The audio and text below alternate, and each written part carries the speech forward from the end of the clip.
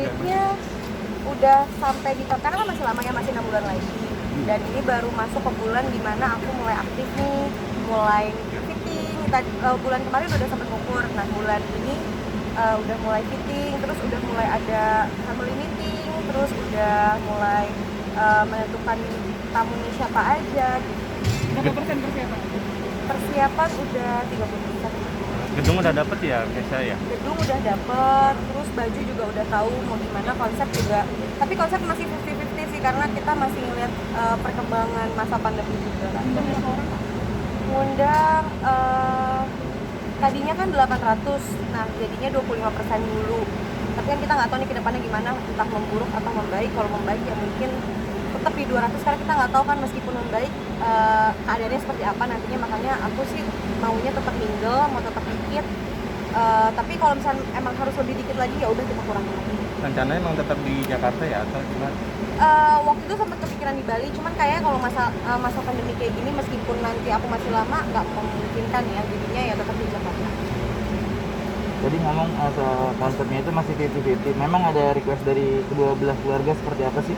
Kalau request dari keluarga yang penting hanya mengikuti protokol kesehatan, meskipun udah membaik atau udah benar-benar clear, tapi tetap mengikuti protokol kesehatan. Udah cuma itu doang saran dari keluarga. Nah kalau aku pengennya mingle supaya nggak banyak traffic. Kalau misalkan kayak biasa yang salam-salaman kan traffic terus tuh, orang lalu lalang segala macam, udah gitu makanan juga prasmanan bahaya menurut aku. Jadi makanya aku mingle dan disajikan, jadi orang tuh nggak kemana-mana, cuma aku aja yang muter. Prestasi apa sih pribadi kamu menjadi sosok seorang istri?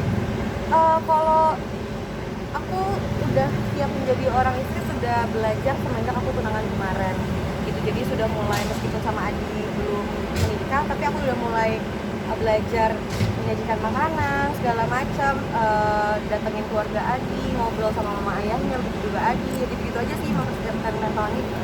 Ini momen spesial mau ngambil tema apa sih untuk Kalau pernikahan tema, kamu tuh? seperti aku bilang tadi, mingle. Kalau tema sih nggak ada tema-tema yang khusus, kayak cuma tradisional aja. Paling aku cuman adatnya adat juga pas akad.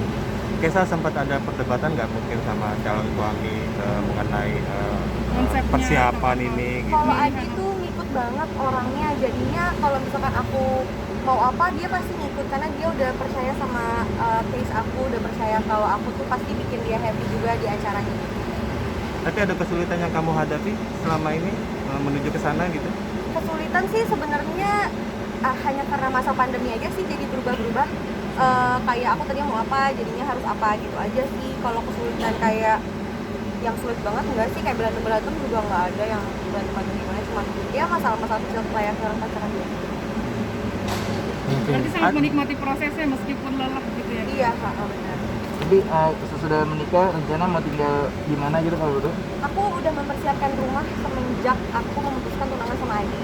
Jadi kayak udah oke, kita tunangan, kita di rumah supaya bisa tinggal berdua, jadi nggak sama orang tua, karena kan kayak pasangan baru pengennya pasti berdua, terus kayak biar lebih mandiri, kalau misalnya ada masalah juga nggak bawa-bawa keluarga gitu. Jadi kita udah mempersiapkan rumah, tapi rumahnya masih jadinya November tahun depan. Jadinya mungkin nanti setelah menikah kita akan stay-nya di rumah mamaku, kalau nggak di rumahnya Adi gitu sih, ganti-gantian aja gitu, sampai rumah kita jadi.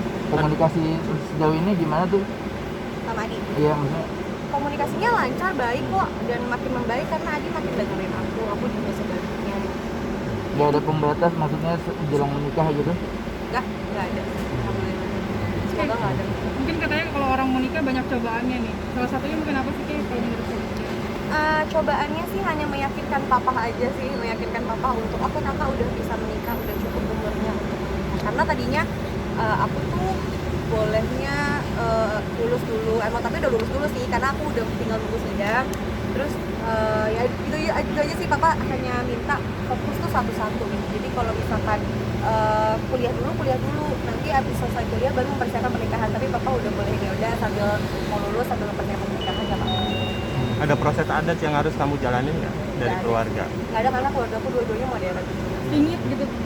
Pingit paling ya seminggu 2 minggu mau menjelang pernikahan aja sih. Oke, sip. Ya, terima kasih guys. Sedikit dong tanggapannya, kan kemarin yang lagi pro dan kontra tentang Anji sendiri nih. Anji. Menurut kamu kalau COVID ini beneran ada Ada obatnya nggak? Covid ada dong. Aku nggak tahu sih sebenarnya.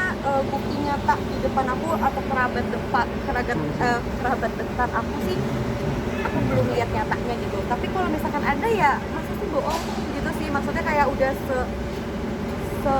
meledak ini ternyata nggak ada. Terus sih aku nggak pernah pikiran kalau COVID ini. Kalau menurut kamu katanya udah ada obatnya, seperti apa Kak? Kalau obatnya udah ada, tapi kan belum diuji coba ya, masih kayak ya masih uji coba gitu kan. Alhamdulillah kalau obatnya udah ada sih.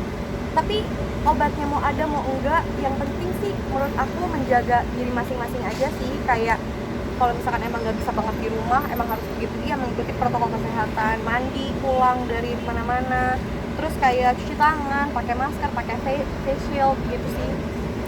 Kalau mungkin ada statement udahlah capek PSBB nggak usah pakai masker juga nggak apa-apa, yang penting nggak sentuhan tangan. Menurut kamu gimana? Enggak sih kalau aku, karena menurut aku kalau COVID ini kan menyebar lewat droplet kan katanya.